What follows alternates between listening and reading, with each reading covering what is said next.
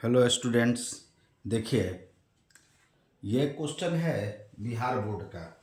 ये बिहार बोर्ड के लिए वीवीआई क्वेश्चन है। इस तरह का क्वेश्चन हर साल मतलब कि आपका बिहार बोर्ड का इसमें रहता है, एमसीक्यू में और सब्जेक्टिव में भी रहता है। देखिए, ये बहुत रिसर्च करके बनाया गया क्वेश्चन है। आप इस पर ध्यान देंगे, आपका बोर्ड में मार्क्स अच्छा आएगा।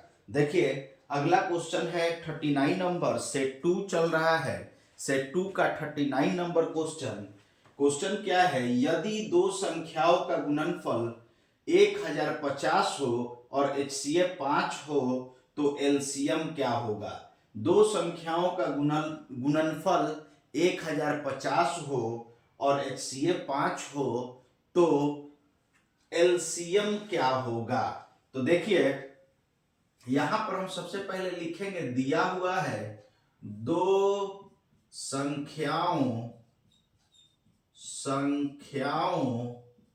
का गुणनफल। दो संख्याओं का गुणनफल 1050 दिया हुआ है। दो संख्याओं का गुणनफल 1050 दिया है और एचसीएफ हमारा 5 दिया है। तो एलसीएम क्या होगा? एलसीएम क्या होगा? इसको समझने से पहले इसका फॉर्मूला देखिए, इसका फॉर्मूला समझिए। दो संख्याओं का गुणनफल, दो संख्याओं का गुणनफल ये होता है LCM into H C F.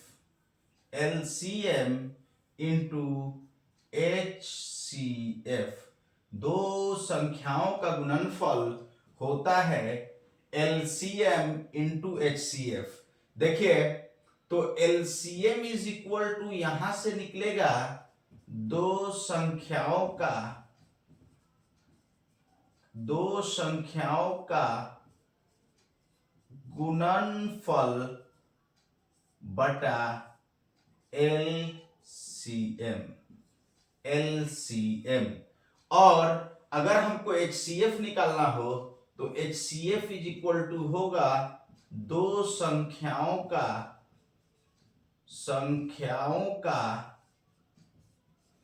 गुणनफल, दो संख्याओं का गुणनफल बाई एच एलसी। देखिए, यहां पर एलसीएम है तो एचसीएफ होगा, एचसीएफ। यहां पर एचसीएफ होगा, एलसीएम है तो एचसीएफ होगा, और यहां एचसीएफ है तो एलसीएम, एलसीएम होगा। देखिए, ये फॉर्मूला होता है, इसका इस्तेमाल हम कर देंगे। तो यहां पर HCF LCM is equal to, LCM find out करना है तो ये होगा दो संख्याओं का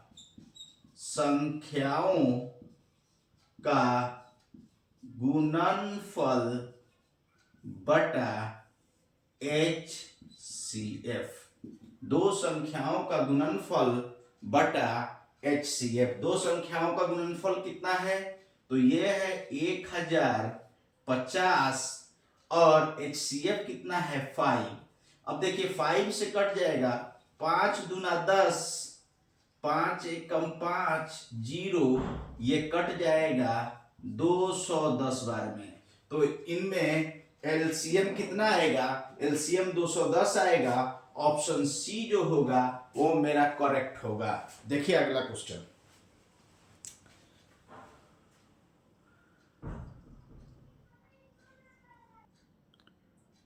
देखिए, अगला क्वेश्चन है मेरा, देखिए अगला क्वेश्चन है बहुपद का है। देखिए, इसमें क्या है क्वेश्चन? देखिए, क्वेश्चन है कि 40 नंबर क्वेश्चन, बहुपद x Q minus 6x square 11x minus 6 का एक शून्यक 1 है। देखिए, x Q minus 6x square 6x square plus 11x minus 6 का एक शून्यक 1 है, तो अन्य शून्यक क्या होंगे? ऑप्शन ए में 2 3 होगा, ऑप्शन बी में -2 -3 होगा, ऑप्शन सी में 2 -3 होगा, ऑप्शन डी में -2 3 होगा। अब क्या होगा शून्यक, तो इसको समझना पड़ेगा। तो देखिए यहां पर बहुपद दिया हुआ है, बहुपद दिया हुआ है P x x cube 6x² 11x-6। शून्यक क्या दिया है, तो शून्यक हमारा 1 दिया है। शून्यक क्या होता है, x का वैल्यू होता है, ये शून्यक दिया है, शून्यक कितना दिया है, तो शून्यक का वैल्यू 1 होता है, सॉरी 1 दिया है, शून्यक का वैल्यू 1 दिया है। शून्यक क्या होता है कि x या y या z का वो वैल्यू जिसको बहुपद में रखे, अब बहुपद के पूरे बहुपद का मान क्या कर दे, शून्य कर दे, उसको शून्यक कहते हैं। तो इससे शून्यक x = 1 दिया है। अब 1 को इधर लाएंगे तो x - 1 = 0 होगा, मतलब x - 1 एक इसका गुणनखंडन होगा, क्योंकि ये जो x = 1 इसी का शून्यक है, तो इसका एक गुणनखंडन क्या होगा, इधर +1 इधर आकर -1, x - 1 हो जाएगा, x - 1 = 0। तो बहुपद का एक गुणनखंडन होगा।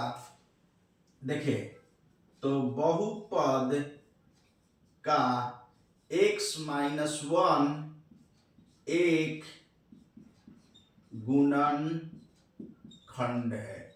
देखिए इधर यहां से समझिए, यहां पर x 1 है, तो ये x - 1 = 0 हो जाएगा। तो x - 1 क्या होगा, बहुपद का एक गुणनखंड होगा। तो जब एक गुणनखंड है तो इससे इसको भाग देंगे तो पूरा पूरी क्या हो जाएगा, कट जाएगा। तो देखिए इसमें अन्य दो शून्यक निकालना है, इस बात को समझिए। ये क्वेश्चन क्या कह रहा है, x³ - 6x² 11x-6 का एक शून्यक 1 है, तो अन्य दो शून्यक, क्योंकि इस पर पावर 3 है तो 3 शून्यक होगा, पावर 3 है, सबसे बड़ा घात 3 है तो 3 शून्यक होगा। तो एक शून्यक तो 1 दे दिया, बाकी दो शून्यक को हमको निकालना है।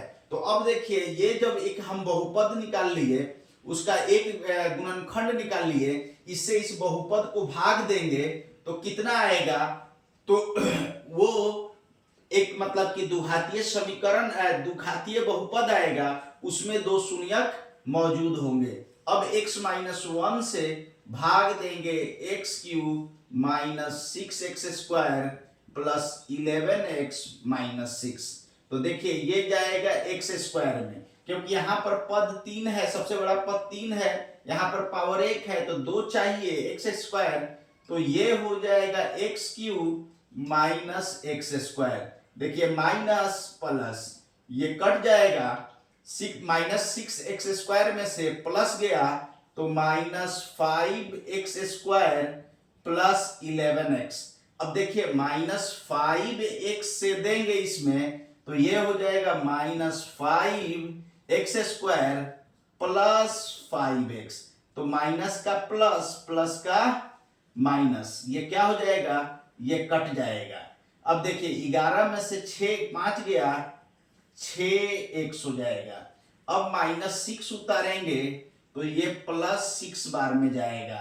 तो देखिए ये 6x - 6, ये माइनस, ये प्लस, ये कट गया, ये क्या हो गया, 0। तो ये इसका गुणनखंडन है, तभी शेषफल क्या हो रहा है, 0 हो रहा है। अगर ये गुणनखंडन नहीं होता तो इससे इसमें भाग देते तो शेषफल 0 नहीं होता। शेषफल 0 आने का मतलब है कि ये इसका गुणनखंडन है, और दिया भी है कि ये शून्यक है, तो शून्यक से गुणनखंडन निकालेंगे। x = 1, अब इधर +1 तो इधर आकर -1 = 0, तो x - 1 क्या होगा, एक शून्यक होगा। अब देखिए जब ये आ गया तो इसका आप जानते हैं कि ये भाज्य बराबर भाजक गुने भागफल जोड़ शेषफल होता है। तो शेषफल तो 0 है, तो क्या होगा, भाज्य बराबर, इसलिए x³ - 6x² - 6x² + 11x-6 = इतना इंटू इतना होगा, x - 1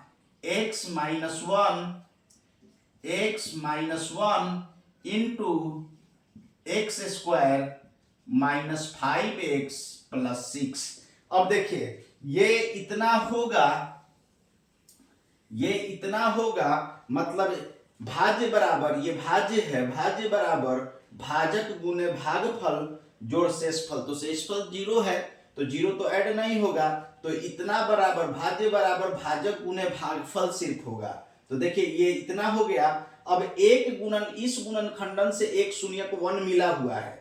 अब इस गुणनखंडन से बाकी दो शून्यक हमको मिलेगा। तो देखिए बाकी दो शून्यक के लिए, बाकी अन्य शून्यकों के लिए, शून्यकों के लिए देखिए क्या होगा, ये इसका वैल्यू शून्य के बराबर होगा x square minus 5x plus 6। ये इससे बाकी दो शून्यक मिलेगा इज इक्वल टू शून्य होगा। देखिए शून्यकों के लिए अब यहां पर देखिए इसको मिड टर्म में स्प्लिटिंग कर देंगे, 6 को तोड़ देंगे, 6 को तोड़ देंगे 6 को तोड़ देंगे 2 इंटू 3, 6, और यहां पर हम क्या करेंगे, x square minus 3x minus 2x plus 6 is equal to 0। इसमें मिड टर्म क्या किए, स्प्लिटिंग कर दिए, मिड टर्म में स्प्लिटिंग कर दिए। अब इन दोनों में देखिए x कॉमन ले लेंगे तो ये x माइनस 3 हो जाएगा, इन दोनों में माइनस 2 कॉमन लेंगे तो x minus 3 is equal to 0।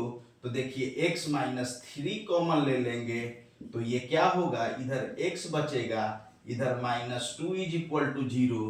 तो आइदर इतना बराबर 0, आइदर इतना बराबर 0, या तो शून्य होने के लिए ये 0 होगा या तो ये 0 होगा, क्योंकि इन दोनों का गुणनफल 0 के बराबर हो रहा है। तो x minus 3 is equal to 0, तो x इज इक्वल टू 0, या तो x minus 2 is equal to 0, तो x इज इक्वल टू 2। तो अभीष्ट हल क्या होगा, अभीष्ट हल x का क्या वैल्यू आया, एक वैल्यू 2 आया, एक वैल्यू 3, एक वैल्यू 2, एक वैल्यू 3। तो हमारा 2, 3 अन्य दो शून्यक होंगे। अभीष्ट हल, अभीष्ट शून्यक, शून्यक लिख दीजिए, अभीष्ट शून्यक यही दोनों है। तो देखिए 2, 3 प्लस में किसका आया, तो ऑप्शन ए का, ऑप्शन ए मेरा करेक्ट है, 2, 3 आया है। देखिए अगला क्वेश्चन,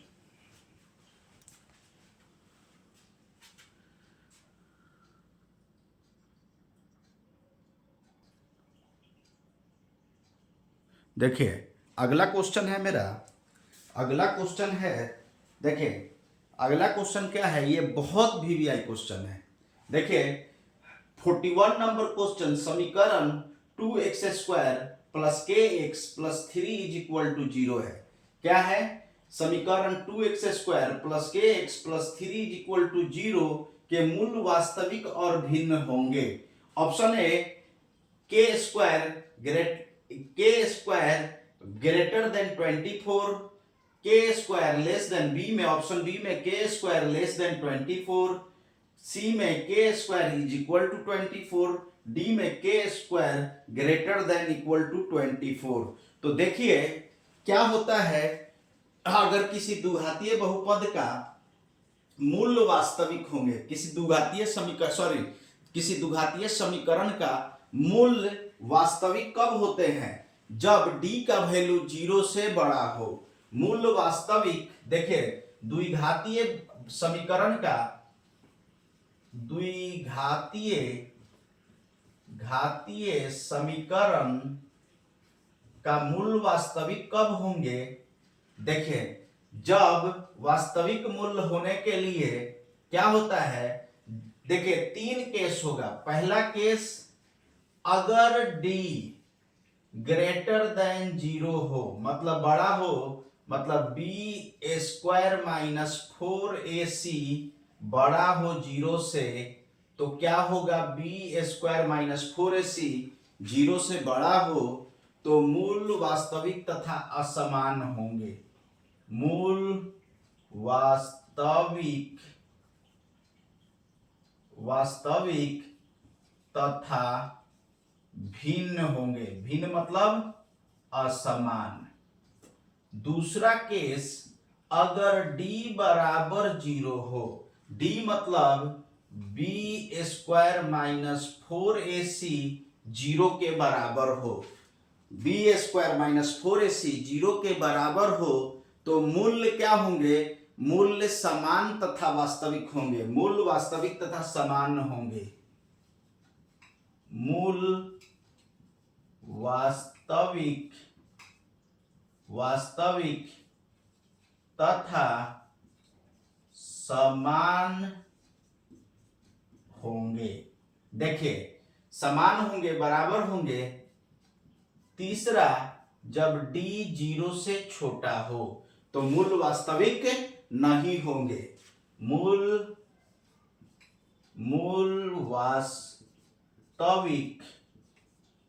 वास्तविक नहीं होंगे। ये 3 कंडीशन है। तो हमारा क्या है, हम लोग को पहला कंडीशन से ही काम चल जाना है, क्योंकि मूल वास्तविक तथा भिन्न होंगे, तो इस कंडीशन में होगा। तो देखिए, यहां पर सॉल्यूशन लिखेंगे और याद रखिए समीकरण दिया है 2x² plus kx plus 3 is equal to 0। ये दिया हुआ है, तो x² के गुणक को a बोलते हैं, x के गुणक को b बोलते हैं और कांस्टेंट टर्म को c बोलते हैं, जो हमारा 3 है। तो देखिए, मूल वास्तविक तथा असमान है होंगे। मूल वास्तविक, यहां कंडीशन क्या है? मूल वास्तविक तथा असमान होंगे। कब होंगे? जब d ग्रेटर देन 0 हो। तो d का मतलब क्या हुआ? b² minus 4ac greater than 0 हो।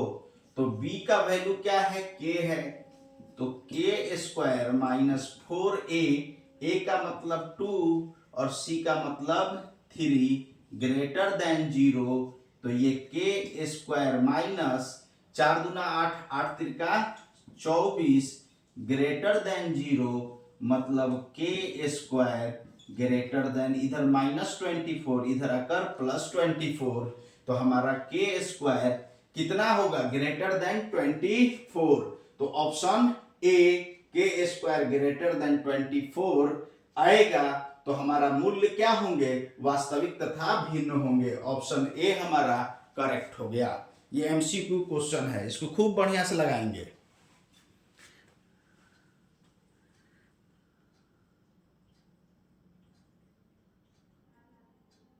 देखिए, अगला क्वेश्चन है मेरा, अगला क्वेश्चन है 42 नंबर क्वेश्चन।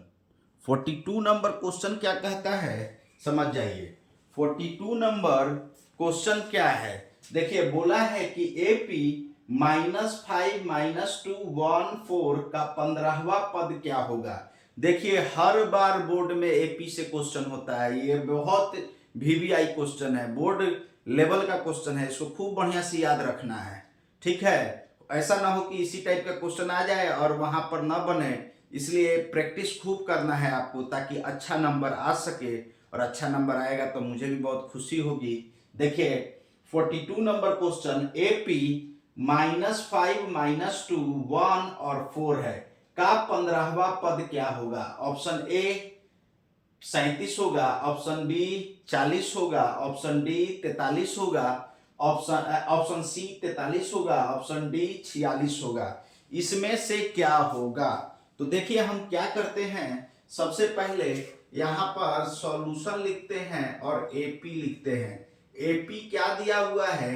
-5 -2 1 4, ये एपी दिया हुआ है। तो देखिए, एपी का प्रथम पद को ए बोलते हैं। प्रथम पद ए कहलाता है। ए इज इक्वल टू -5 दिया है। डी हम कैसे निकालेंगे? डी मतलब सार्व अंतर। डी का मतलब होता है सार्व अंतर। अगला पद में से पिछला पद को घटा दीजिए तो डी निकल जाएगा। जस्ट अगला पद को उसके पिछला से घटा देंगे तो डी निकल जाएगा। तो ये हो जाएगा -2 -5। तो ये होगा -2, ये minus minus +5 is equal to 3। तो डी का वैल्यू कितना आया? 3। और हमको निकालना है 15वां पद। तो 15वां पद का मतलब क्या हुआ? A15 निकालना है। A15 याद रखिए, ये A प्लस 14D होगा। A15 जो होता है 15वां पद AP का A प्लस 14D होता है। तो देखिए A कितना दिया हुआ है? A -5 दिया है प्रथम पद, और सार्व अंतर कितना है? 3 है। देखिए तो ये हो जाएगा 14 यानी 42, 42 एक देंगे 12, 12 में से 5 गया 7, ये 3। तो 15वां पद जो है कितना आया? 37 आया। 37 आया तो ऑप्शन ए हमारा सही होगा। ऑप्शन ए हमारा सही होगा। देखिए अगला क्वेश्चन।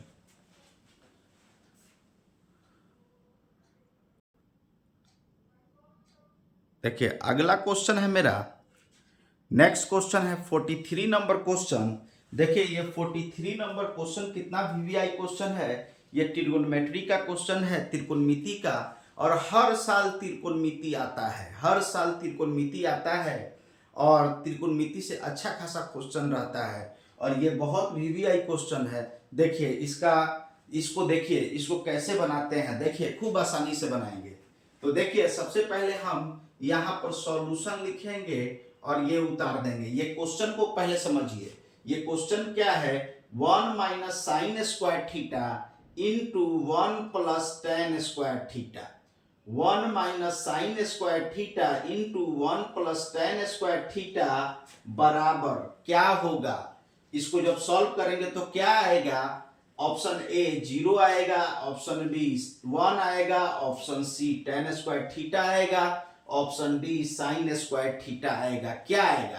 तो देखिए हम लोग क्या करेंगे, पहले ये प्रश्न उतार लेंगे। 1 minus sign square theta into 1 plus ten square theta. देखिए इसको 1 माइनस साइन ही रहने दीजिए, 1 माइनस साइन स्क्वायर थीटा ही रहने दीजिए। और देखिए यहां पर इसको क्या कीजिए, ये 1 plus 1 by sine square theta. देखिए ये टेन स्क्वायर थीटा है, इसको लिख दीजिए sign square theta by cos square theta. तोड़ दीजिए इसको। अब देखिए अगला स्टेप में 1 minus sign square theta into यहां पर ले लेंगे आप बाई में 1 और कॉस स्क्वायर में ये कॉस स्क्वायर थीटा ले लेंगे। तो 1 से ये इतना 1 से कॉस स्क्वायर बार में कटेगा, 1 से ऊपर कर देंगे इंटू, तो cos square theta plus sign square theta आएगा। देखिए अब इसको लिख सकते हैं 1 minus sign square theta cos square theta. देखिए कैसे लिख सकते हैं, चूंकि यहां पर समझना है कि sign square theta plus cos square theta 1 होता है। तो साइन स्क्वायर थीटा जो होगा ये 1 माइनस कॉस स्क्वायर थीटा होगा। अब कॉस स्क्वायर थीटा जो होगा वो 1 माइनस साइन स्क्वायर थीटा होता है। तो यहां पर 1 माइनस साइन स्क्वायर थीटा के जगह पर कॉस स्क्वायर थीटा, बाई में 1 छुपा हुआ रहेगा। अब cos square theta plus sign square theta 1 होता है। देखिए वहां 1 होता है तो इसको 1 रखेंगे बाई कॉस स्क्वायर थीटा। इससे ये कट जाएगा, सेम चीज है, एक बार में कट जाएगा। तो 1 बाई 1 क्या होगा? 1। तो ऑप्शन कौन सा सही होगा? ऑप्शन बी हमारा करेक्ट होगा। ऑप्शन बी करेक्ट होगा। देखिए और इस तरह से आप जो है बिहार बोर्ड का जो एग्जाम है 2026 का, इसका जो बोर्ड एग्जाम है 10th बोर्ड, इस तरह से आप अच्छा से पूरे धैर्य से एग्जाम देंगे और देकर खूब बढ़िया से मतलब अच्छे से लिखेंगे एग्जाम का पेपर मैथ्स का और अच्छा नंबर लाएंगे और देखिए ये सब जितना भी क्वेश्चन बनाता हूँ बहुत रिसर्च के बाद मैंने ये क्वेश्चन जो है गेस किया है, और मेरा गेस पेपर ऑलरेडी 2 सेट में गेस किया है। बिहार बोर्ड 2026 का मैथ्स का गेस 2 पेपर में गेस किया है, और वो दोनों गेस हमारा मौजूद है टेलीग्राम चैनल पर। और टेलीग्राम चैनल का लिंक हर डिस्क्रिप्शन में, यूट्यूब के हर वीडियो के डिस्क्रिप्शन पर रहता है, वहाँ से जाएंगे और वो क्वेश्चन ले लेंगे और मेहनत करेंगे, ठीक है, और बार बार प्रैक्टिस करेंगे। और दूसरी बात कहना क्या है कि आपको मेरा काम अच्छा लगे और खूब अच्छा से मैथ समझने के लिए इस चैनल को सब्सक्राइब कर लेंगे। Thank you so much.